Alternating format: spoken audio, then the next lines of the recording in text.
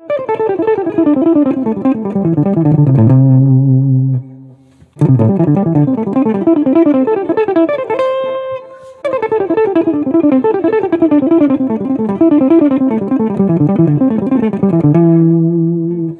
to Lesson 3. Before we begin, I want to apologize to all you left-handed players because in the previous two lessons I kept referring to the fretting hand as the left hand and to the picking hand as the right hand. That's because in more than 15 years of teaching professionally, I've never actually taught a left-handed student, even though scores of students have passed through my teaching studio. That's probably because here in Cyprus it has been kind of hard to find lefty guitars, although of course that's changing now. And most left-handed players choose to learn guitar right-handed, which is of course a very valid choice. But I realize that some of you do play left-handed, so I'm correcting that from now on. I didn't get any complaints because probably you're used to this. But anyway, it's fixed now, so let's get into our lesson.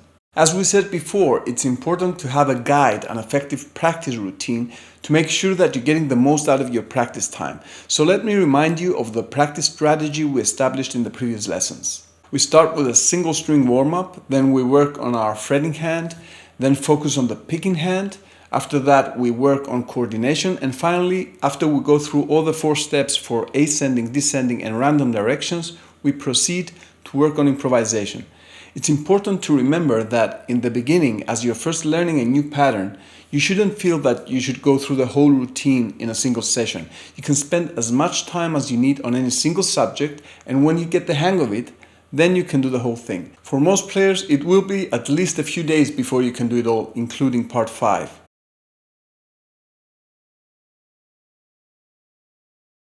So let's go through all the steps for this warm-up using our new pattern. And as you can see at the end, I will be adding one more thing. You'll find these outlines for all parts of our strategy in this lesson's notes, so you can use them as a guide for your practice sessions from now on. Pattern number 3 is a 6-note descending pattern split on 2 strings, but you'll notice that the second part of every repetition is the same as the first part of the next.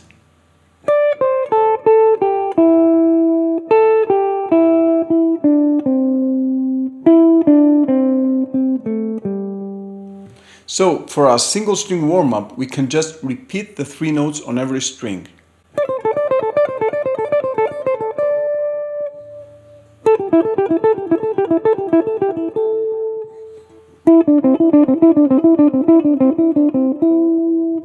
And so on.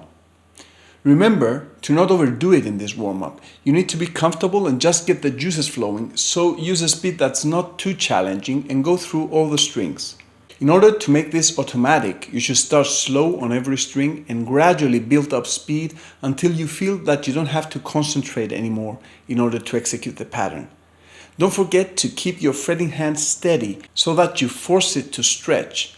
And now it's time to talk about something new, pick slanting orientation. Since I discovered Troy Grady's material, I have become very much aware of this factor. Pick slanting is something that all fast players employ, although most are not aware of it because they reached the automation stage just by practicing many hours and using their intuition without really analyzing what they were doing. But for the rest of us, we can save a lot of time by understanding this concept and using it effectively. So for everything we're trying to learn, we can choose an effective pick slanting strategy in order to handle it. There are many good options like downward pick slanting, upward pick slanting, two-way pick slanting with or without sweeping, cross picking, and more. And more than one can work in most cases. Those of you that got my Linear Freedom course know that for linear playing we used 4 different strategies and they all work well. And since making that course I have actually been experimenting with some new ones as well.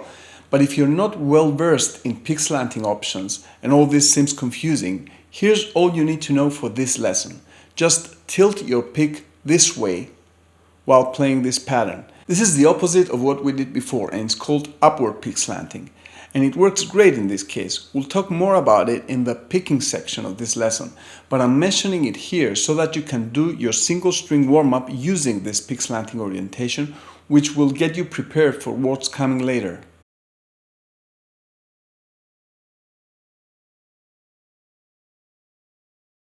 The legato execution for pattern number 3 is very simple. You just play the first note and follow with 2 pull-offs.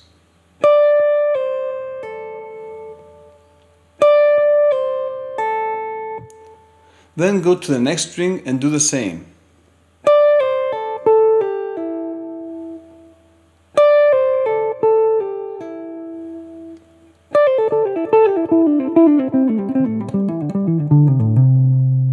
Let me just mention that many players choose to use legato as their main technique for executing this pattern and the two we learned before.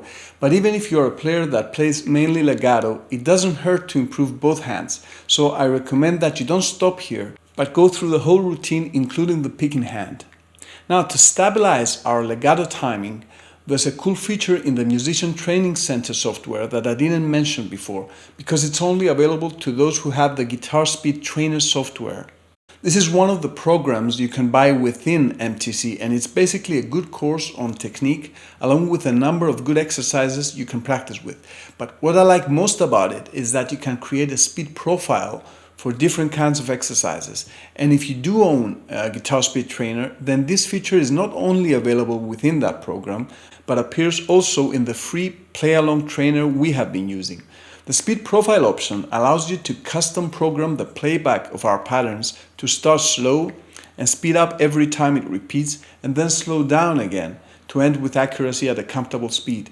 So this can give you a longer automated workout that is very nice. If you don't have it, that's fine, just change the speed manually. Just make sure that you speed up to a challenging speed and then return to finish off at a speed you can execute accurately and comfortably. Don't forget to take breaks if you need to, and lastly, don't forget to optimize the difficulty level.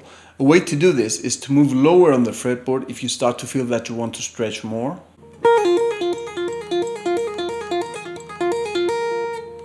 or higher if you want to make it easier.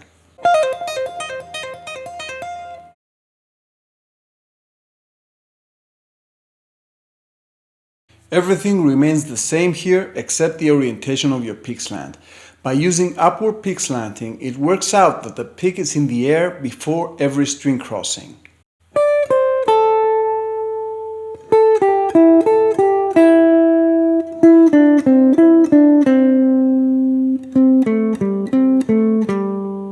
One new thing I want to introduce here is the concept of edge picking.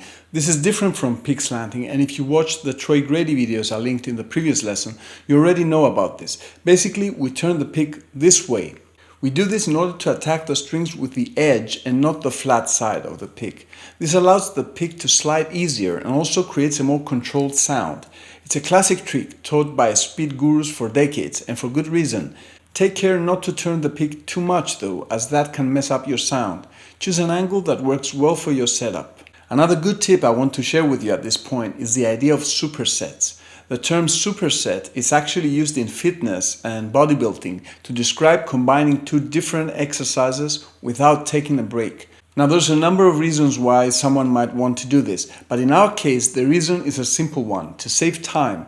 The way you apply this is to work on legato, and as soon as you need a break to recover and rest your fretting hand, you can turn to the picking hand and do picking hand isolation. So each hand rests while the other one is working without wasting time taking too many breaks.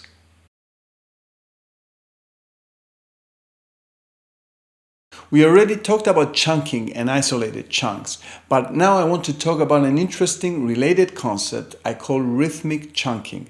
There's a difference between this and the chunking we discussed before, although very often they coincide. You see, the way we used chunking before was to handle every repetition as a separate chunk, and this makes good sense mechanically. In the case of pattern number 3, mechanical chunks sound like this.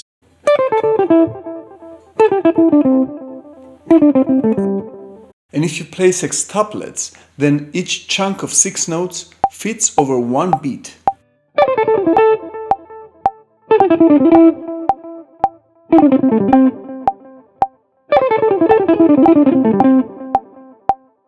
But what if I want to play 16 notes? Then my rhythmic chunks are 4 notes long.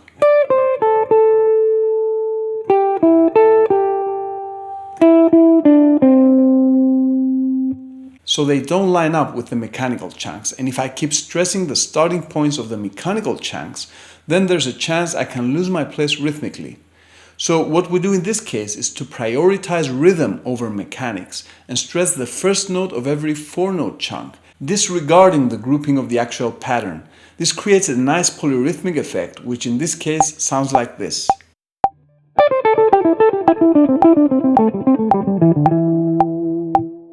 You can hear many examples of this in guitar solos of all styles. Obviously, this is a little harder mentally than when the pattern fits the beat, but it can be very useful, so go ahead and experiment with different rhythmic groups. And again, when you get the hang of it, you can stop physically stressing the first note and just do it mentally so that it doesn't affect your sound.